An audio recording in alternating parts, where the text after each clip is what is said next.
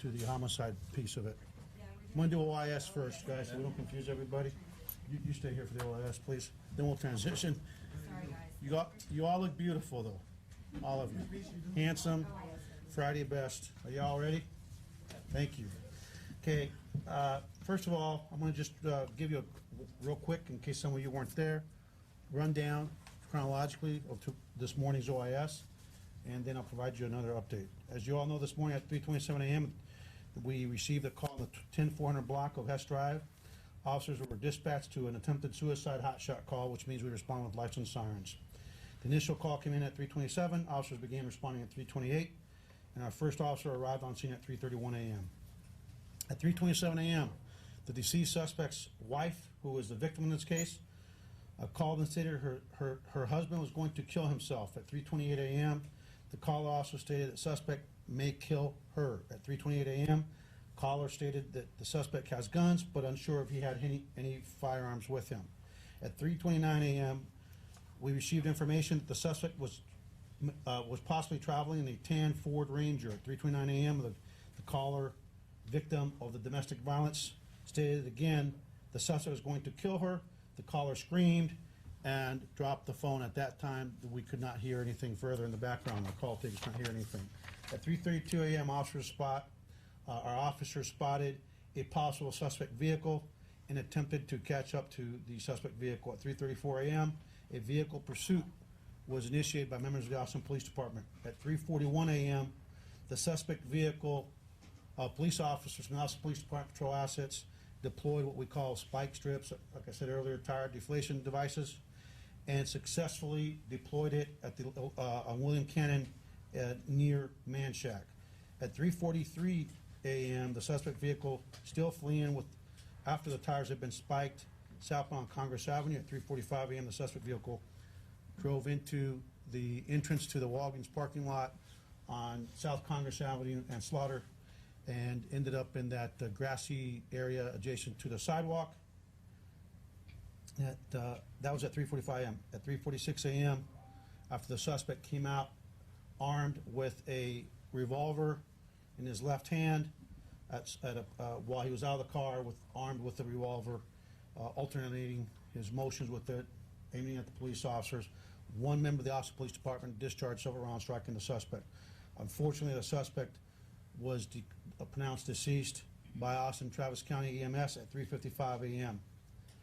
I want to thank our folks at Victim Services that responded to the victim's house and did a phenomenal job of supporting the victim. The victim was struck by the suspect, punched by the suspect, and one of her teeth was actually knocked out by the suspect. She's doing as well as can be expected. On behalf of all of us in the Austin Police Department, we want to extend our condolences to her. We've already done that through our professionals at Victim Services, but anytime we take a life, it is really a tragedy for everyone involved, our officers, all of our personnel, and obviously for the family of the deceased suspect. The officer that was involved this morning was Officer Daniel Hanna, Hannah. He's been a member of the police department since commissioned on November 30th, 2012, and he works the Frank Sector, Frank 700 shift. The suspect has been identified as Robert Francis Mesh, spelled M as in Mary, E as in Edward, S as in Sam, C as in Charlie, H as in Henry. He's a white male with a date of birth of October 24th, 1953. Again, this investigation will be ongoing. We will be conducting a special investigations unit will be conducting a criminal investigation. Internal Affairs will be conducting a concurrent internal administrative investigation to determine if there are any policy violations. Also, any lessons learned, anything that we need to take out of this incident to make the organization better. Helping with the criminal investigation will be the Travis County District Attorney's Office. We'll obviously go through a grand jury process as we always do, and helping with oversight of the internal investigation will be the Office of Police Monitor here in Austin. This investigation, as always, will be comprehensive. It will be detailed, and although at this point it looks like it's potentially a suicide by cop, or dealing with a suicidal subject, and when you come out of a vehicle knowing that you're being pursued by police officers, and you come out armed with a pistol, with a revolver, you can only, one conclusion that comes to mind for me and for most police officers is tragically it appears to be on the onset a suicide by cop. I can want to add again that there's no police officer, I've been in law enforcement for 29 years, I have yet to encounter, after going to many officer-involved shootings, I've yet to encounter a police officer that expressed any joy or happiness or thrilled about having to take a life. It truly is tragic, and it's tragic for everyone involved. And so with that, I'm going to open up to any questions, understanding that the investigation is ongoing, and I'll be limited in whatever else I can add. Sounds like a pretty crazy situation. You got a guy chasing, your spike sticking him. I mean, that's... Yeah. Describe what, I mean, that... You know, you got a guy that's running from the police officers that has started to rain. I tell you, one of the things that I've already seen that I'm very proud of is our sergeant. She did a phenomenal job of managing a very dynamic, dangerous situation. She made a lot of really good, solid supervisory decisions. Normally, we would have a supervisor and 2 officers in a pursuit, but because she knew we were chasing somebody that already had assaulted somebody, that already had indicated they wanted to take their own lives and or possibly kill their wife, that was more than likely armed, she made the decision, the tactical decision, to allow 4 officers in the pursuit. When it started to rain, she made another great tactical decision to have the officer shut it down, but having been advised that there was a spike strip, a unit set up further down the road ready to spike the suspect vehicle, she made another great decision by letting the officers continue to trail the suspect. I would call it code 2.5, just from a distance. Part of the reason she did that as well is that the suspect was not driving in a reckless manner at that point in the pursuit. And so this supervisor just, I'm very proud of her. I don't think she's been a sergeant that long. And I'll tell you, I could use, I'm really proud of her. So we'll recognize her later on. But she assumed command of that incident from beginning to end, and she's got a lot to be proud of. Chief, can you talk about how vital the dash cam video is to this investigation? You know, dash cam video, again, as I said earlier, we operate at a time in the history of our country where law enforcement is painted with very broad strokes, and those broad strokes, fair or otherwise, unfortunately, are strokes of mistrust in a lot of corners, a lot of segments of our community. And so anytime that you have video evidence, I think it's critical, and it helps to fill in the gaps for folks. At some point, we will release the video, but obviously, as is our normal practice, the district attorney will release that video once this investigation is completed and everything is looked at through the grand jury process. Do you guys ever responded to calls of domestic violence at that home address before? No, this we don't have.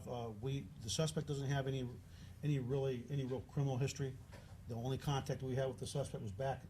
My memory serves me right, back in 1994, and it had nothing to do with domestic violence.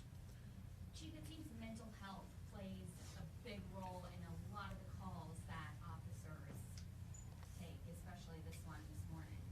Well, I mean, look, we've said it before and we said it again. You know, we live in a country that back in the late 70s and mid 80s, there was a real watershed moment in our country where a lot of folks were released from mental hospitals, and I think we all know that there's a challenge with the amount of access to mental health.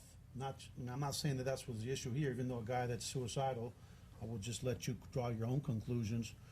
But we live in a time in our history where it's a challenge to provide the services that we need throughout this country of over 300 million people to people that need help. And so just on Thanksgiving morning, we were here the day after Thanksgiving, if you all recall, where a gentleman decides to just shoot up a city and then shoot at some cops and shoot at the officer, Sergeant Johnson. It is something that we as a society need to be mindful of.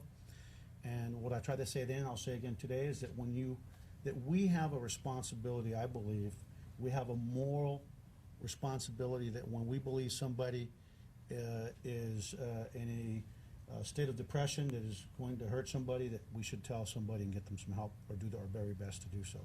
Anything else on this before we move on? I know when y'all can, y'all try not to use lethal force. Bless you. Are all the officers armed with tasers, and was this too far of a distance? This happened pretty quickly, and, you know, it's, you have to remember that the use of deadly force is a very personal decision by police officers, and the standard that we have to use ultimately when we finish this investigation is based on the totality of the circumstances, the facts, and the information known to the officer. Was the use of deadly force objectively reasonable? And I can't make it the standard, what would Art Acevedo do? I can't make it the standard what Troy Gay would do, or Pat Ochiltree or anybody else.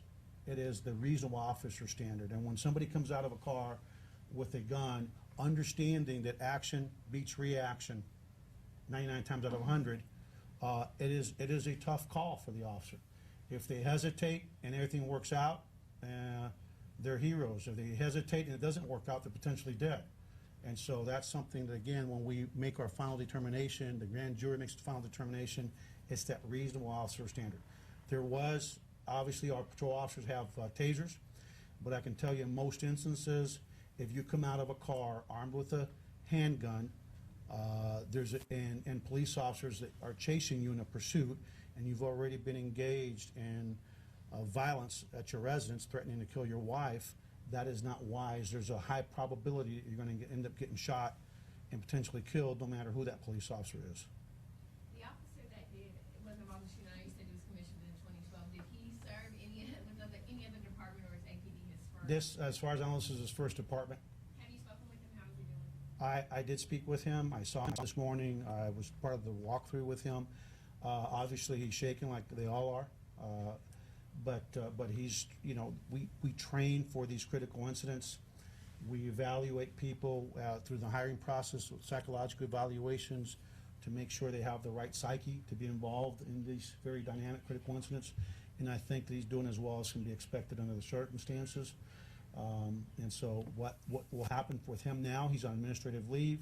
We have a very good peer support program that I'm very proud of. If you look at law enforcement's happened in the history of law enforcement, we lost a lot of police officers after they're involved in critical incidents because we did a horrible job of providing support. And I'm very proud of the fact since that in this department, we have taken the peer support program to a level that is second to none, that has grown tremendously through our risk management division and everything that we do for our folks. And part of that is that these officers are human beings, and if we're not there to provide them with the emotional support that they need, the psychological support that they need, then we'll end up losing a tremendous asset to the taxpayer. They put a lot of money into recruiting, training, and retaining people, and so I can tell you he's doing as well as can be expected.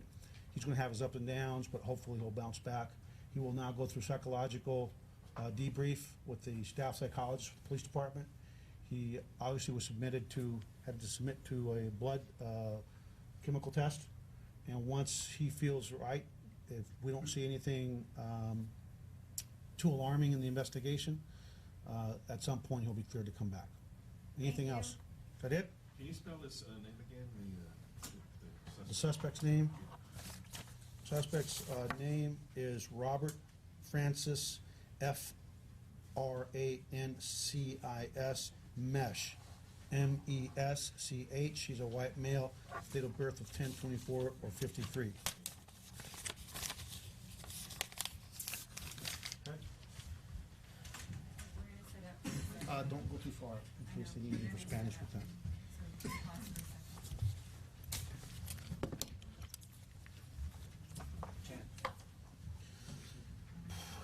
We're going to move now towards the